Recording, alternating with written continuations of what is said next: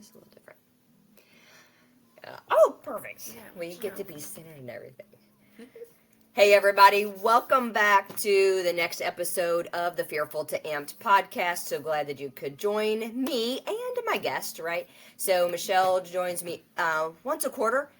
Sometimes we have to squish it in because we're both crazy busy and have the same personality. That's why Michelle and Michelle work well together. But so we're laughing because there's so many things going on, and when you're crazy busy, you totally miss some of the little things. We had a manhunt in our area, didn't even know it. Like, it's just, you just gotta laugh. But there's so many things going on, but as always, we're here to educate you, shine some light on some things, and then offer options, and be able to catch our information in the show notes so that you can always email in questions in regards to, if you're not working with a chiropractor and you are just living a normal life, I suggest you find a great chiropractor, because when you're out of alignment, life sucks.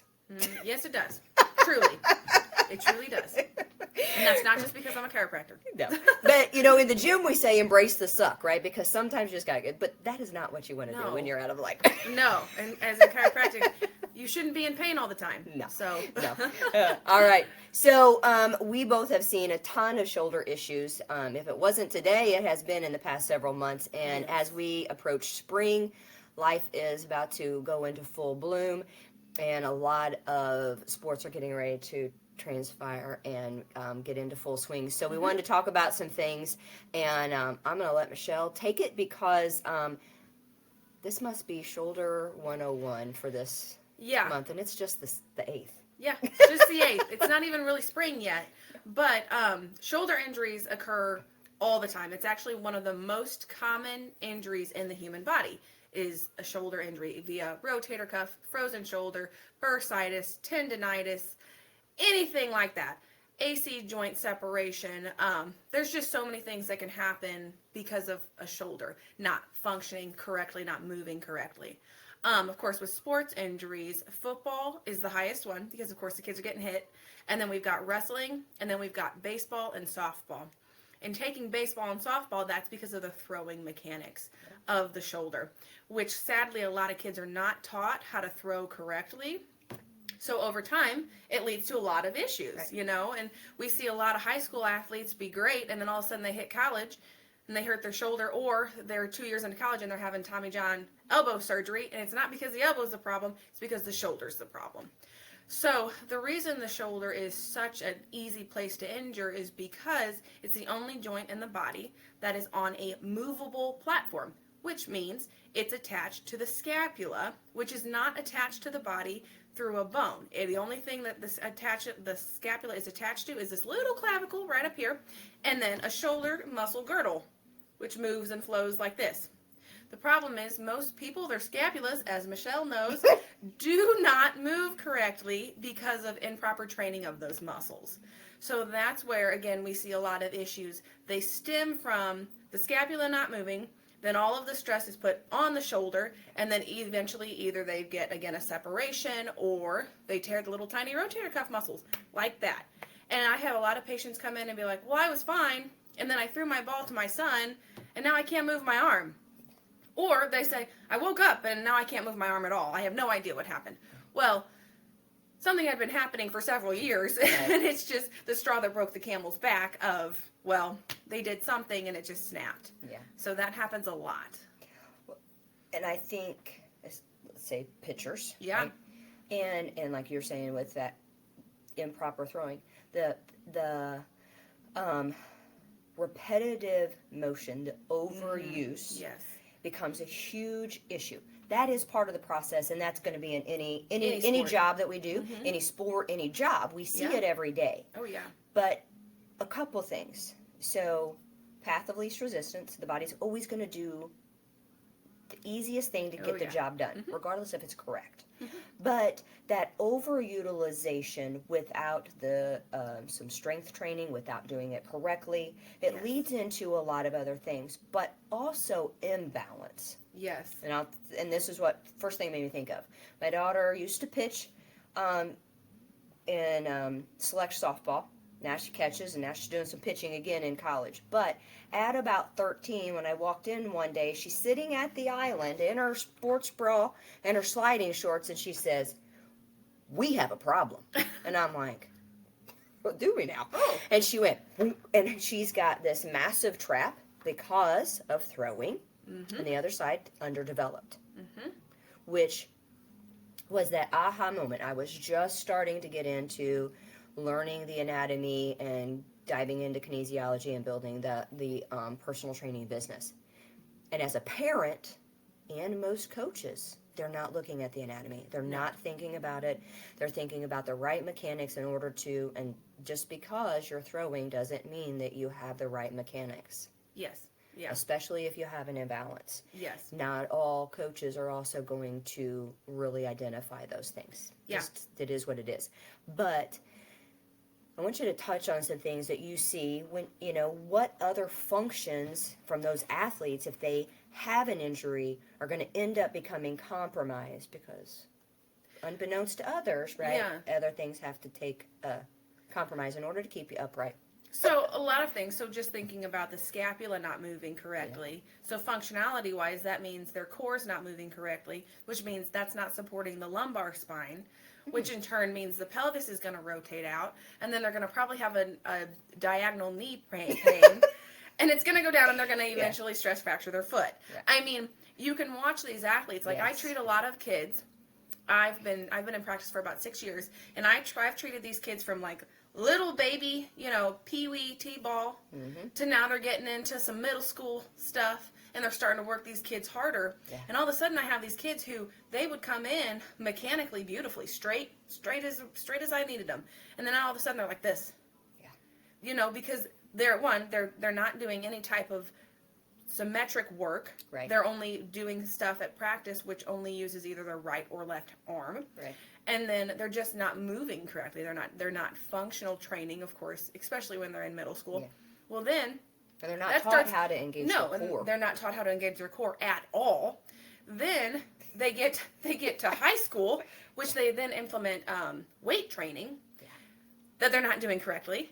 So and not engaging their core. And not engaging their core. So then now I have these 16, 17, 18-year-olds that I've been seeing for a long time come in with a ton of issues that they shouldn't have even had in the beginning, but because the muscular component is not being trained correctly, they're starting to fall apart. But then I have their parents saying they need to get a scholarship and they have to perform as good as they possibly can. Yeah. Well, you guys should have been thinking about this 10 years ago when they were starting to walk around like this. Yeah. And then of course they throw their backpacks over that one shoulder. Yes. And then they walk around like that all the time anyways. Right. So it's a huge snowball effect. Very much so. Very much so. And that, to just reiterate, when they come, I train a lot of athletes. Yeah. And when they have a hip shift in their squat because they can't hardly hold the bar back because their lats are tight, it all go, or their hip flexors are tight. So therefore that glute muscle's like, hell no, I ain't firing like you never used me, like, right? So it goes hand in hand, but it also is that reminder of when our body's in alignment, we can move correctly. When we learn how to do movements correctly and we activate the right muscular components, things work well. Yes. We start being inattentive to even small injuries and never implementing stretching. Yes, that's another big. We could do a whole other podcast. We can, right? Because I'm all about great strength training. I'm all about the body being strong. We both are. Yes. We both love to lift heavy. Yes. My heavy is different than her heavy. It is what it is. But recognizing that. Yeah. Should I be trying to deadlift 200 pounds? No. Can she? Yes. But that's the difference. Almost weigh 200 pounds, so it's different. Yeah. Yes, it's totally different. But that's the difference in schools also, and when they're learning that, right? When they're weight training in school, just because he can do it doesn't mean that she can. Yeah. But those types of things. And so, yet, I'm all for lifting strong, but you also have to have mobility, and that mobility comes with stretching. And if you're not incorporating a lot of things, being in alignment, stretching, or, strength training, the body can only do so much before it's like, screw this. Like, you pushed me to the limit, and a tear, we got a break, we got a huge major injury, and then the body's still trying to compensate in order for you to do what you asked it to do. Yes, definitely. And going back to that stretching, I tell all my patients, every time they go through a door frame, put your arms up over your head. Because one, no one ever puts their arms up over their head. So they never, ever, ever really stretch their shoulders and their lats. True. They never do. No. So then it's funny because I'll be like, all right, touch the door frame. And I have some people be like, and I'm like, you're not touching the door frame. You're not even near the door. Get your hands up there. And they can't. And it's a really big eye opener to a lot of people because they're like, oh my gosh, I can't put my arms over my head. Yeah. Well, and I have people, let's do a shoulder press. Yeah, and they can't. Their shoulder press is here because this is where the shelf is, right? Yes. Versus being able to be here parallel with the ears. Yeah. Yeah, totally. Huge. And that also, and worked with 3 guys last year that had right shoulder issues, mobility, rotator cuff tear. Yep. And one, their scapula didn't move right, their muscular system didn't move right, and then how they healed after that injury, whether it was a surgery or just healed on its own. Or just healed on its own. Right? Yep. So it's a big issue. So now we fast forward, our athletes are out of school. They hopefully went to college and played ball and got an education, but maybe they went on into the workforce. So 20 years later, right, they're now parents and they're doing their job. Yep. What do you see the biggest? Because I know what I see in the gym, even if they're male or female, it doesn't matter. No, it does doesn't matter. not matter. Our females and our males are pushed just as hard. They're not always fed the right nutrition. A lot of times they're struggling to get enough rest, and then that also causes to mechanical issues as well. But those injuries as a youth athlete, college athlete that go unattended can escalate. Huge. Totally. But especially if they're not in alignment, right? They're not getting adjusted, or they're not strength training. What do you see the biggest issue is, and about what age? So because about what age? That's a hard one because it seems like it doesn't matter what, it's across the board. It is. But I will say probably 40s and up. Yeah. Is where I really start to see a lot of just shoulder injuries. Sure. And a lot of the injuries are they're not even really rotator cuff injuries. A lot of them are just frozen shoulder. Yeah. Just sheerly, they have extreme pain because the shoulder won't move. And I don't know if any of you guys have ever had frozen shoulder, but it's nasty. It's not fun. And to get that darn thing to move again, I warn people, like, look, PT is going to really hurt. Getting adjusted, it's gonna hurt because we have to take this muscle that is slammed tight, it's locked, it won't move, and we have to force it open and force it to move again, and we have to retrain your body how to move your shoulder, which is really hard. Yeah. But a lot of women, the way they hurt their shoulder is reaching back for their purse. I have one of those. Yeah. Yep. Yeah. They'll in their car, they'll reach back for their purse, or they'll try to smack their kid, something like that, and then all of a sudden they're not like, that any of us do that. Right. Oh yeah, not that any of us tap our kids on the legs. Stack up. We're gonna wreck because you're being terrible. Tap. I don't think I don't tap. If I gotta reach, I'm laughing. Right. But that's how a lot of people hurt their shoulders, because of course they're taking this loose joint that's already too loose, they're taking it way back here, and then they're doing this, or they're grabbing a weight, which I'm sure some women, your purses probably weigh 20 pounds or more, and you guys lift it up like this, up and over, and all of a sudden you're like, oh gosh, that's not good. I just really hurt myself. Yeah. And then you call me, or my patients call me and say, I don't know what I did. I'm like, no, you do know what you did. You grabbed your purse or something like that once we talk about it. Yeah. And then, of course, we have to work on fixing the shoulder, not only just healing it, but also then teaching if they don't have to have surgery. Yeah, if they don't, exactly. Because some of them do have to have surgery. So, I mean, I have a lot of patients that are like, I don't want surgery. And it's like, this is never going to heal then if you don't, because you have torn this muscle and it will never go back. Yeah. So, and shoulder surgery is not fun. It's not good. No. So that's women. Now, most men hurt themselves, especially, again, I'm going to say about the age of 40, lifting stuff that's way too heavy, and then lifting stuff that's heavy away from them. Yeah. So that's one thing a lot of guys, like, they'll pick up a log or something, and they'll grab it, and it's out here, and they're trying to wrestle with it. Yeah. And then they'll blow their shoulder out, Yeah. So that's super common. Yeah. The other, I think, component too, and we deal with a wide range of age. the our parents and older. Yes. So let's say late 50s on up, right? Yep. They were never taught proper lifting mechanics. And I'm not saying lifting in the gym. I'm saying lifting. Just lifting right? a box. Because you know the old saying, bend with your knees, pick up with your knees. Yeah. Well, okay. Well, what about your core, your glutes, all those kinds of things, right? I'm all about, yes, you got to bend your knees. You don't want to lock them out. I don't want to do CPR. No. No. Right. But, they weren't taught how to lift correctly, even if that was, they just used whatever it took to get it to work. Yes. So, therefore, bad habits, and then they blow out short. And I think that's how a lot of back injuries happen as well. Oh, yeah. I'd say about, since I am a little bit more mature in age than you, because we're not old. Way to put it. We're not old. We're just mature.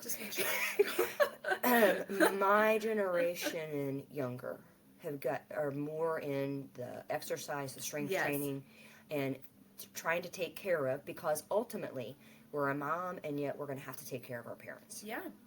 So I think not that we're perfect by any means. We're still a crapshoot because, right, life as a mom or a parent. Yeah.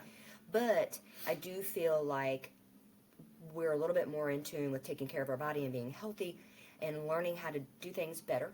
Not always, because also in our generation in came the fast food. Yeah. Fast food, and then probably about my brother's age and your age is the computers and the cell phones. Yes, and that's a huge problem too. So inactivity, then they go out and they're an athlete now, so they're only active at practice. Yep. And there's no other strength training. There's no other, I don't even know what the right word is, but there's no other activity. Yeah. To create that balance, to create that strengthening, and then I'm seeing athletes have just as much imbalance. Oh, yeah. As my 70-year-old. Yeah, totally. And it's not in a bad way. It's not because they can't. It's because it's just about the strength training or whatever sport that they're playing. So they practice their sport, which I get it. You practice your craft. But ultimately, your strength training and resistance training and improving your balance and your mobility in the off-season. Yes. Now our kids never get an off-season. Nope. They never get an off-season, and another thing is if they do get an off-season, so like a lot of my football kids are bad about this, okay? They'll be off all summer. They won't do nothing. They'll sit in the couch in the AC all summer long, and then all of a sudden practice starts, and they go out and they try to run 2 miles and work out for the first day of practice, and they're all throwing up on the field because they haven't done anything. Yeah. All summer. Yeah, that endurance. So that endurance, that strength, all of that is gone. Yeah. And okay, a week of camp is not going to do it. No, not for the endurance for the season. No. And I try to pound this into my athletes when they come in. It's like, you guys have to be training every day. Yeah. Every day. In some way, yeah. You have to either be doing cardiovascular, strength training. Just practice your pitching at home. You don't have to. Mobility, everything. Just all of that stuff. Yeah. And a lot of our kids are like, well, I don't have time. Well, you can make time. You're a kid. I love the whole, I don't have time. That's the worst excuse in the book for me. I will kick you out. That's kind of like the dog ate my homework. Yeah, the dog ate my homework. I don't have time. I'm like, oh yeah? What time did you wake up this morning? Oh, 10 o'clock. That's what time you woke up. So, that's the problem with a lot of athletes nowadays as well. I would think that kind of rolls into, especially like my daughter started college in the fall. Yeah. And you're in a new season of life, even though I've been active for many, many years. But a lot start seeing that you see those weekend warriors or those ones that are going to pick up and start doing again. And I know you were doing A, B, and C as a youth or even in your 20s. But, a lot of people were still playing C and volleyball and playing softball and all that in their 20s, pre-kid, pre-families, right? Yep. But here we are 10, 15, maybe 20 years later, right? And you're going to start doing it again. I'm all about really going all in and kind of really trying to challenge yourself. I mean, let's go hike 20 miles. Okay. Yeah. But I also conditioned for it. So it is a little bit different to tack on something a little more strenuous. Yes. Where now we are 20 years older and I want to start doing things. Kind of the same thing as our youth taking off between seasons of you got to work yourself back into it. Yes. Recognize that you're not 20 again, and that your hormones are different, your mechanics are different, and your weight is different, and of course your mentality, your rest, all those things. But you're never too old. My gosh, I have from 55 to 73 coming in twice a week, strength training and improving their mobility and balance. We're never too old to implement it, but we do have to use some wisdom and make sure our body's functioning right and progress in it instead of trying to go into it balls to the wall. Yes. Then being upset because we're injured and wondering why. Yes. And that's and we see that. We both see it. We both see it all the time. Because again, going back to the shoulder injuries, it never fails. January rolls around, everyone gets in the gym, and I have a huge influx of shoulder injuries because everyone went to the shoulder press machine. And they're going to press I could press 100 pounds in high school. That's great. You're 60 now. You're not going to do that right off the bat. You can get back there. But you're not going to do it the first day in the gym, and you haven't been in the gym in 30 years. Yeah. So then they go to the gym, same thing. They hurt themselves, they hurt their shoulders, and then they're out for another 6 to 8 weeks because they've injured themselves so badly that we have to fix that before they can get back. And it's a very vicious cycle. Very much so, yeah. And it's really hard on people. Yeah, so, yeah. It is. All right, so we're going to wrap it up. Mine and Michelle's info will be in the show notes. If you have questions regarding chiropractic aspect, right, every chiropractor is different. But if you have an athlete or you are an active person, I suggest finding a chiropractor that either was an athlete or an athletic chiropractor because it is very different. Yes. And, but Michelle's info will be in the show notes. That way you can reach out because in reality, like sometimes it's just a general question and she may be able to answer that. Yeah. If there's things about training or anything that I can help you to amp your life, right? Feel free to reach out. If you have questions that you want to hear on the next podcast, which will be in probably another 2 months or so, feel free to shoot that in an email. We would love to hear from you and answer that. Your top 3 suggestions for someone who's getting back at it or recovering for an injury. So top 3, if you're getting back at it or recovering from an injury, and let's say you just had surgery, you went through your PT for your shoulder. Slow and steady wins the race, okay? The shoulder muscles are little. They're not big muscles, okay? So it is so easy to re-injure them. So just go slow, get back into it, build yourself up. Okay. Another thing, be careful with your mechanics. So make sure you're sitting up straight. Make sure you're either getting adjusted or you're getting massages. Something to help make the scapula flow correctly. That's the biggest thing, is it's got to move the best way possible. Also, make sure you're not spending so much time at a computer or a desk sitting like this. Because if you sit and this is tight, guess what? None of that's working. Yeah. So again, you're either going to re-injure yourself or you are going to injure yourself at one point in time because it's not moving. It's not functioning correctly. So those are the top 3. Love it. So slow and steady, especially if you are just getting started or after PT from surgery or injury. Make sure it's all moving correctly. Yeah. So massages or chiropractic. Again, make sure those scapulars are flowing. Yeah. And 3. And then making sure your posture is okay because this is so bad. Yeah. This will cause so many injuries, it's not even funny. Yeah. And so here's a little tip, right? Your shoulder is not just your front, top, and rear delt. There's 17 muscles. That includes the interaction of your pec, right? So, right, when we're tight. Yep. Yeah.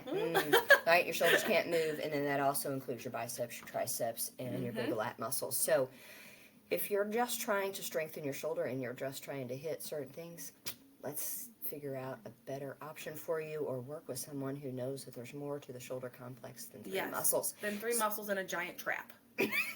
Right. Nobody wants to sit like this. No one. No. All right. Guys, we love and appreciate you. I hope you enjoyed this. And until next time, be blessed. Have an Ampedlife.